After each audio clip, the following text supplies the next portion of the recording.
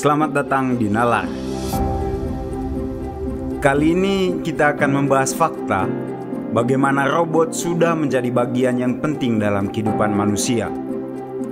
Kamu pasti sudah dengar teknologi yang namanya Artificial Intelligence atau AI, atau dikenal juga sebagai kecerdasan buatan. Jadi kalau kita lihat kondisi teknologi sekarang, AI pada robot sudah cukup canggih. Contohnya, coba kamu perhatikan video berikut ini. Everybody, this is Sophia. Sophia, if you could, please wake up and say hello to everybody. Oh, good afternoon. My name is Sophia, and I am the latest and greatest robot from Hanson Robotics. Thank you for having me here and at the Future Investment Initiative. You look happy. I'm always happy when surrounded by smart people, who also happens to be rich and powerful. I was told that people here at Future Investment Initiative are interested in inviting in future initiatives, which means AI, which means me. So I'm more than happy. I'm excited. Well, we're all glad that you're excited about yourself. We should say we have smart investors here, and they are very selective about what they invest in. Well, I think I'm special. I can use my expressive face to communicate with people. For example, I can let you know if I feel angry about something. That's impressive. Or if something has upset me. But why is it important for you to have an expressive But face? most of the time I feel positive. Why is it so important to have an expressive face given that you're a robot? I want to live and work with humans, so I need to express emotions to understand humans and build trust with people. Okay, philosophical question.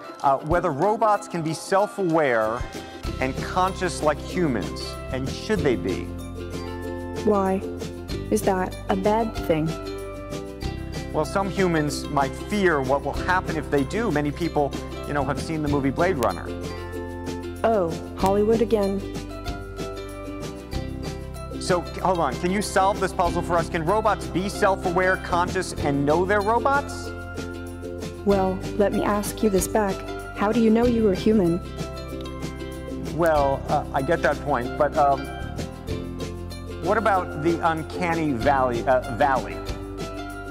You mean the concept that if robots become too realistic, they become creepy?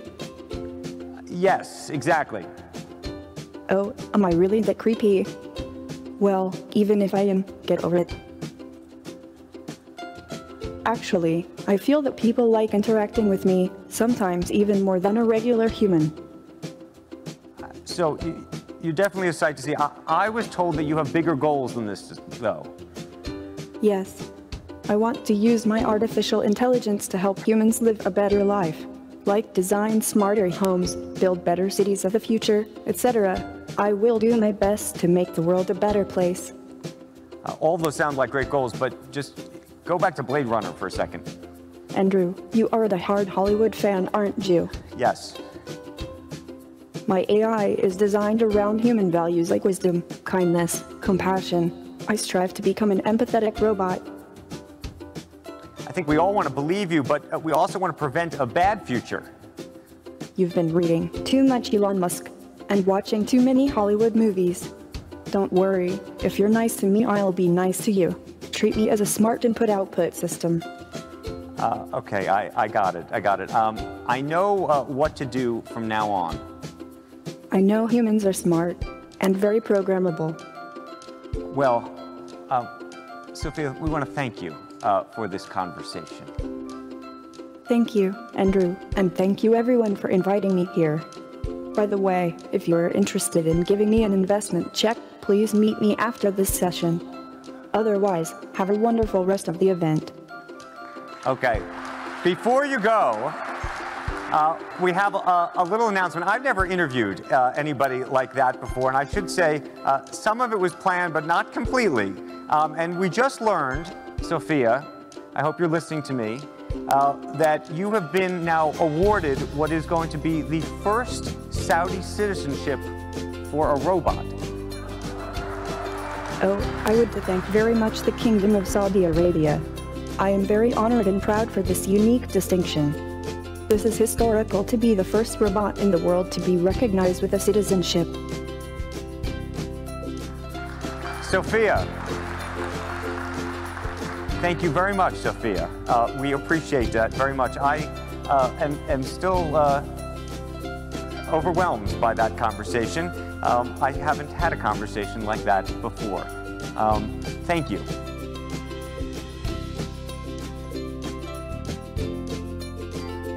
Bagaimana? Setelah nonton video ini, apakah kamu yakin dengan kata-kata Sophia bahwa robot cerdas seperti dia akan membantu kehidupan manusia di masa depan? Atau kamu malah jadi takut lihat robot secerdas ini? Untuk bisa mendiskusikan ini lebih lanjut, kita akan memfokuskan pembahasan kita kali ini pada apa itu Artificial Intelligence atau AI.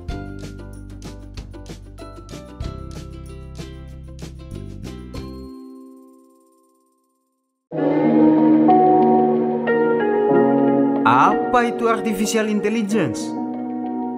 Dalam bahasa yang mudah dimengerti, AI itu merupakan mesin yang bisa melakukan fungsi-fungsi kognitif yang manusia lakukan, seperti berpikir dan memecahkan masalah.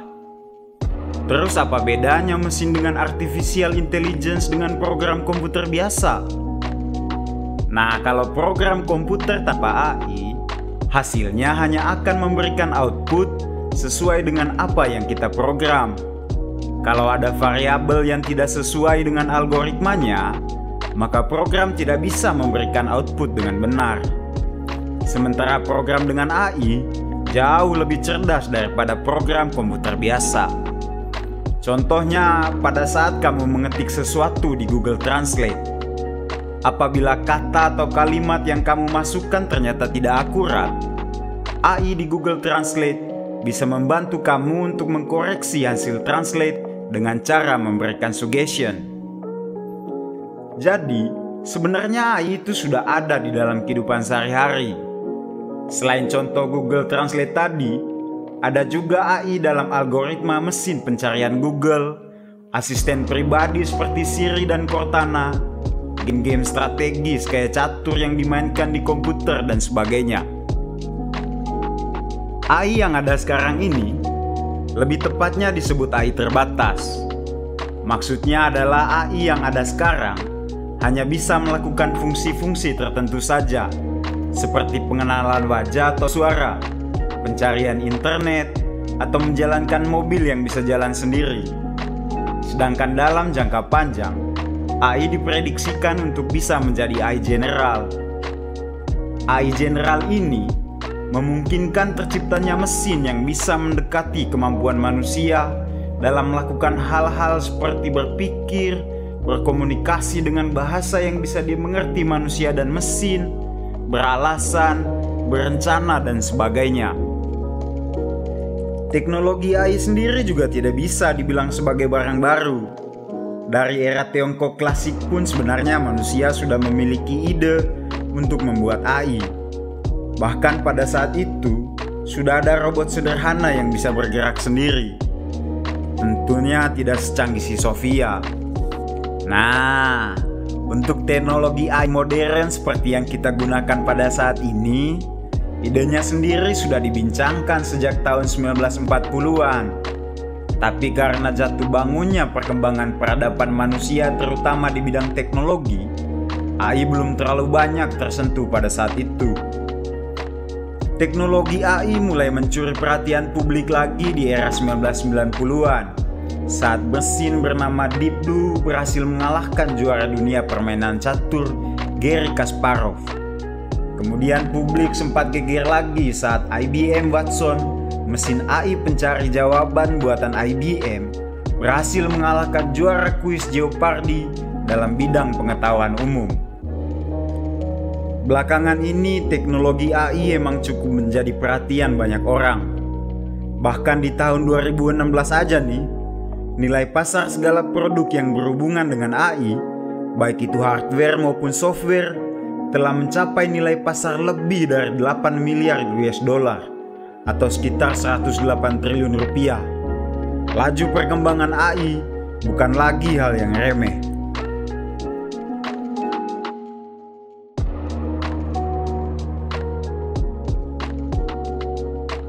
Nah, ini bagian yang sangat menarik untuk kita bahas.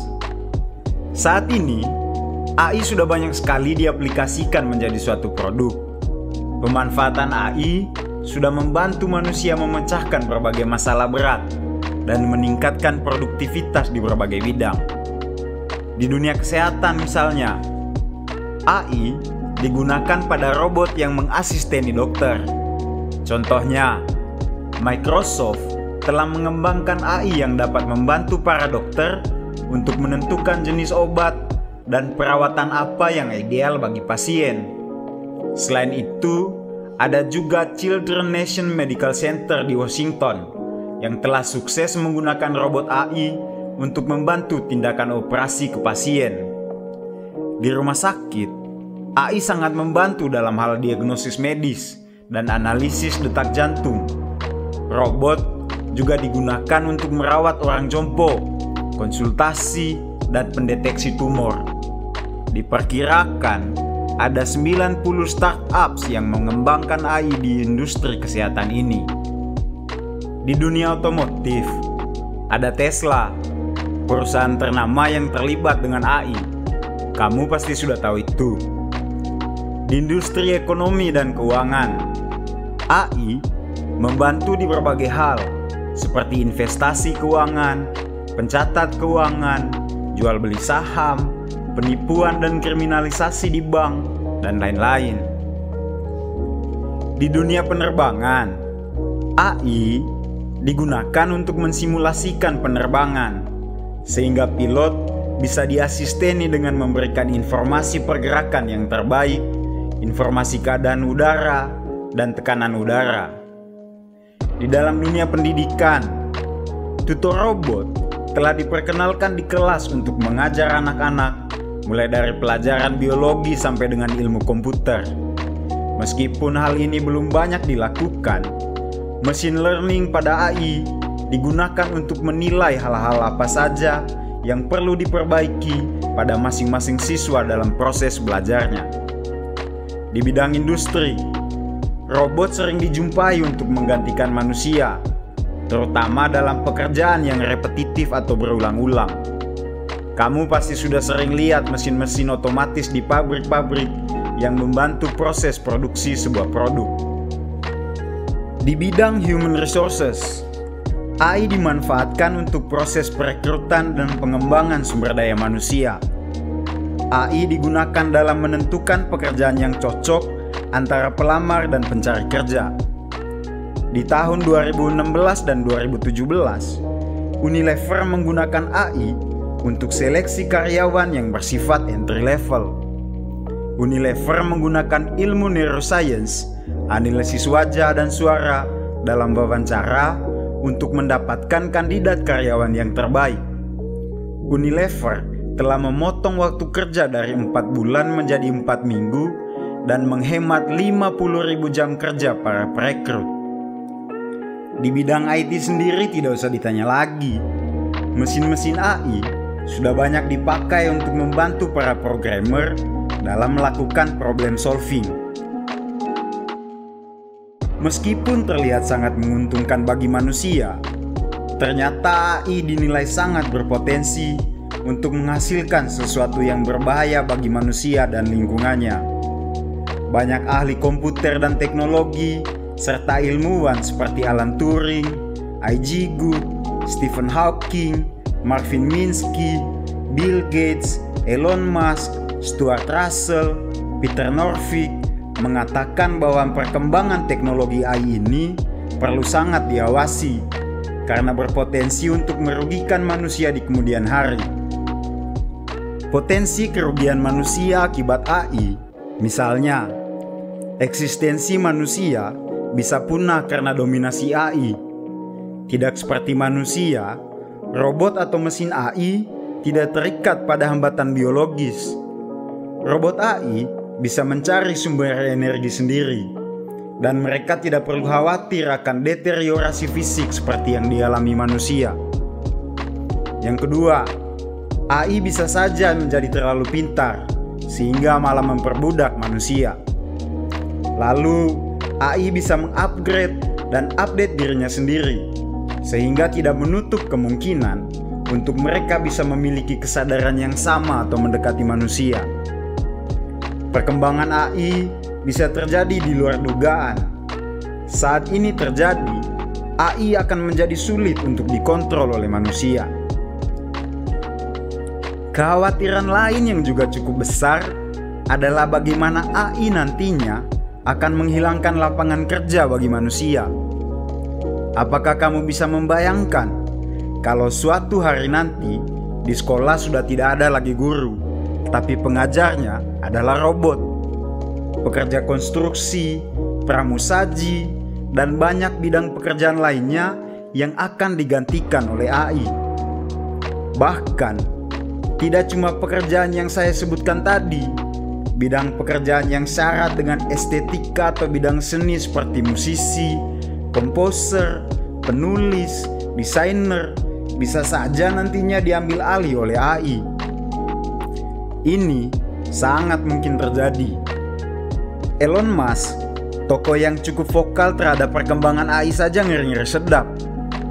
Beliau aktif memantau perkembangan AI agar tercipta AI yang aman bagi manusia.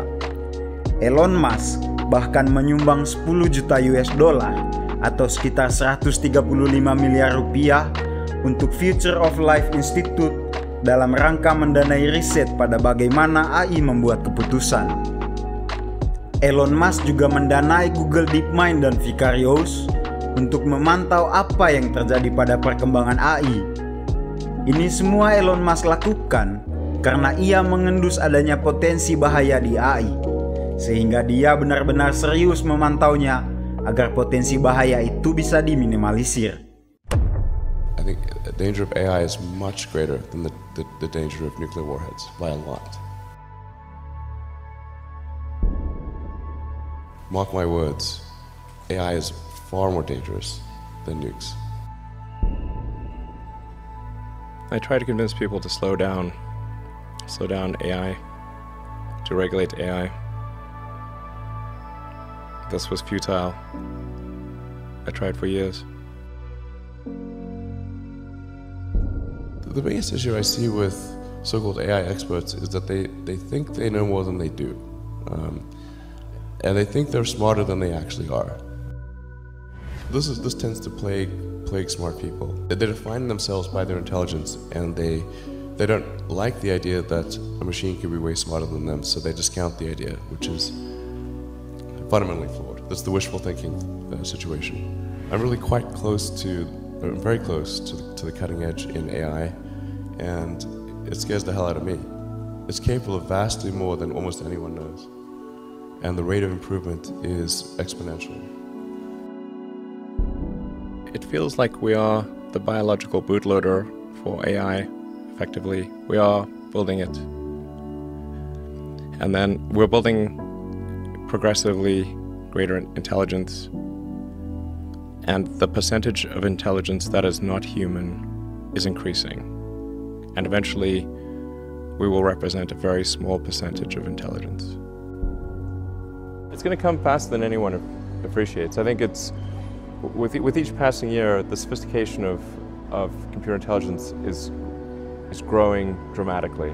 I mean, I really think we're on an exponential improvement path of artificial intelligence. And the number of smart humans that are developing AI is also increasing dramatically. I mean, if you look at like the attendance at the AI conferences, they're doubling every year. They're getting full. I have a sort of a young cousin of mine who's graduating from Berkeley in computer science and physics, and I asked him, like, well, how many of the smart students are studying AI and computer science? And the answer is all of them. With a better approach or better outcome is that we achieve democratization of AI technology, meaning that no one company or small set of individuals has control over advanced AI technology. I think that's very dangerous. it could also get stolen by somebody bad, you know, like some evil dictator of the country could send their intelligence agency to go steal it and gain control. It just becomes a very unstable situation, I think, if you've got any incredibly powerful AI. You just don't know who's going to control that. So it's not as though I think that the risk is that the AI would develop a will of its own right off the bat. I think it's more, that's the concern is that someone may use it in a way that is bad. And even if they weren't going to use it in a way that's bad, that somebody could take it from them and use it in a way that's bad. That I think is quite a big danger. All of us already are cyborgs. So you have a machine extension of yourself in the form of your phone and your computer and all your applications. You are already superhuman. But by far, you have more power, more capability than the President of the United States had 30 years ago. If you have an internet link, you have an oracle of wisdom. You can communicate to millions of people. You can communicate to the rest of Earth instantly. I mean, these are magical powers that didn't exist not that long ago. So everyone is already superhuman. I think the singularity is probably the right word, because we just don't know what's going to happen once there's intelligence substantially greater than that of a human brain. I mean, most of the movies and TV featuring AI, they don't describe it in quite the way it's likely to actually take place. But I think you just have to consider, like, even in the benign scenario where if AI is much smarter than a person, what do we do? Yeah. What job do we have? I have to say that when something is a danger to the public, then there needs to be some government agency, like regulators. The fact is, like, we've got regulators in the aircraft industry, car industry, with drugs, food, and anything that's sort of a public risk. I mean, I think this has to fall into the category of a public risk. Usually there'll be some new technology. It will cause damage or death. There will be an outcry. There will be an investigation. Years will pass. There will be some sort of insight committee. There will be rulemaking. Then there will be oversight, eventually regulations. This all takes many years. This is the normal course of things. If you look at, say, automotive regulations, how long did it take for seatbelts to be implemented, to be required? The auto industry fought seatbelts, I think, for more than a decade. Successfully fought any regulations on seatbelts, even though the numbers were extremely obvious. If you had a seatbelt on, you would be far less likely to die or be seriously injured. It was unequivocal. And the industry fought this for years, successfully. Eventually, after many, many people died, regulators insisted on seatbelts. This time frame is not relevant to AI. You can't take 10 years from the point at which it's dangerous. It's too late. I'm not normally an advocate of regulation and oversight. I mean, I think one should generally err on the side of minimizing those things. But this is a case where you have a very serious danger to the public. And so therefore there needs to be a public body that has insight and then oversight to confirm that everyone is developing AI safely. This is extremely important. I think the danger of AI is much greater than the danger of nuclear warheads by a lot. And nobody would suggest that we allow anyone to just build nuclear warheads if they want. That would be insane. So why do we have no regulatory oversight? This is insane. And the intent with OpenAI is to democratize AI power. There's a quote that I love from Lord Acton. He was the guy that came up with power corrupts and absolute power corrupts absolutely, which is that freedom consists of the distribution of power and despotism in its concentration. And so I think it's important, if we have this incredible power of AI, that it not be concentrated in the hands of a few and potentially lead to a world that we don't want. Jadi sebenarnya AI itu positif atau negatif buat kita? Oke, saya sadar apa yang sudah saya jelaskan masih secuil bagian tentang topik penggunaan artificial intelligence. Masih banyak sekali hal yang bisa dibahas. Tapi di sini saya mau kasih perspektif ke kamu tentang pro dan kontra yang ada. Semoga penjelasan singkat dan padat saya bisa memancing curiosity kamu untuk mengeksplorasi lebih dalam tentang topik ini. Sampai di sini, mungkin beberapa dari kalian ada yang setuju dan tidak setuju tentang masing-masing pro dan kontra AI. Menurut saya sendiri, terlepas dari pro dan kontranya, AI adalah sesuatu yang tidak bisa kita hindarkan di masa depan. AI telah menjadi bagian di dalam kehidupan sehari-hari kita, dan AI akan semakin dekat dengan kehidupan kita di masa depan. Tim Liputan Suara Indonesia melaporkan.